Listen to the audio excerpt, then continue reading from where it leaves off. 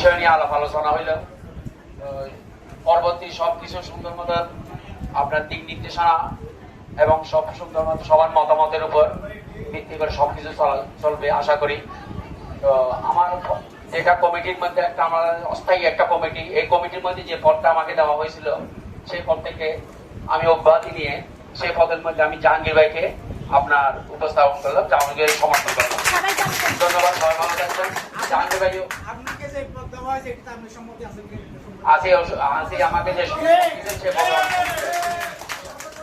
ধন্যবাদ সবাইকে। আসসালামু আলাইকুম। এখন আমাদের নতুন সাধারণ সম্পাদক জাহাঙ্গীর ভাই বলবেন কিছু। আসসালামু আলাইকুম। আমরা একটু সবাই একটু ধৈর্য সহকারে 2 মিনিট কথা শুনবো প্লিজ। আপনারা জানেন আজকের আমার মাথার উপর একটা গুরুদায়িত্ব দেওয়া হয়েছে। আমরা যদি মনে করি এখানে 100 জন মানুষ আছে, প্রত্যেক মানুষের যদি 50 লক্ষ টাকা ডিপোজিট থাকে, তাহলে মনে করতে হবে 500 কোটি মানুষের ওজন এখানে। এই মানুষগুলোর একটা মানুষের একটা দায়িত্ব আমার বা আমাদের কমিটির উপরে দেওয়া হয়েছে। আমি আপনাদেরকে কমিটমেন্ট দিতে পারি, আমি আজব ভাইকে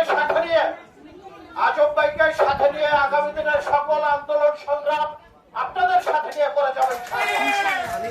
আর আমাদের সকল রকমের সকল কিছু অত্যন্ত স্বচ্ছতার সহিত সকলের পরামর্শ নিয়ে আমরা করবো ইনশাল্লাহ। আমি যদি ব্যক্তিগতভাবে যখন মনে করব আমার দ্বারা আদৌ সম্ভব নয়, অথবা আমারে কেউ বায়াস করতেছে, কেউ আমার নীতির বাইরে নিয়ে যাচ্ছে, তাহলে আমি বিনয়ের সহিত এখান থেকে চলে যাব। আমি কোন নীতির সাথে আপোষ করতে পারি না, করতে পারবো না। আপনাদের আমানত রক্ষা করব আমরা, আপনাদের সকল চাহিদা পূরণ করার চেষ্টা করব আমরা। আপনারা শুধু আমাদের সহযোগিতা করে যাবেন।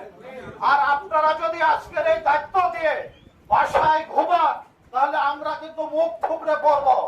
এই কারণে আপনারা একটু চিন্তা করেন, আমি কিন্তু চট্টগ্রামের ছেলে নই, আমি 443 কিলোমিটার দূরের ছেলে।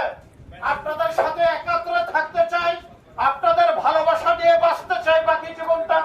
জীবন যৌবনের বড় অংশ কাটিয়েছে চট্টগ্রামে, আয় উপার্জনের সমস্ত টাকা রেখেছি এই ব্যাংকে। আপনারা আমার ভরসা, আপনারা আমাকে সাহস দিবেন, আমি আপনাদের পাশে থাকবো।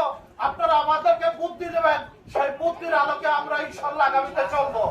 আর আমাদেরকে মাঝে মাঝে আমি একটু আপনাদের মাধ্যমে এই অডিয়েন্সকে, এই আমাদের মঞ্চে যারা আছে তাদেরকে বিনয়ের সহিত অনুরোধ করবো, মাঝে মাঝে আমরা আপনাদের কাছে কিছু টাকার সাহায্য চাই।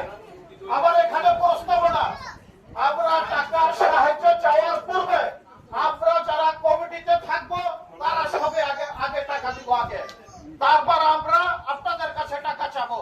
কারণ একটা পূর্বাকাণ্ডে মাঠে আছে যে নেতারা টাকা দেয় না, অন্য মানুষগুলোর কাছ থেকে টাকা দেয়। এই কারণে এই তালিকায় স্বচ্ছভাবে উপস্থাপন হবে আপনাদের গ্রুপে, তারপর আমরা টাকার আয়ের হিসাব দেওয়া হবে।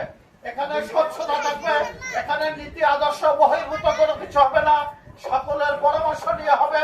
এটা কোনো রেজিস্টার সমিতি না, এটা এভাবে অস্থায়ী একটা কমিটি। সরকার যদি আমাদের কথা আমলে নেয়, আমাদের কমিটি থাকবে না, হয়তো আপনাদের সাথে সুসম্পর্ক থাকবে। যতদিন আমরা একাত্রে আছি ততদিন সবাই সলা পরামর্শ করবো, সবাই একাত্রে থাকবো।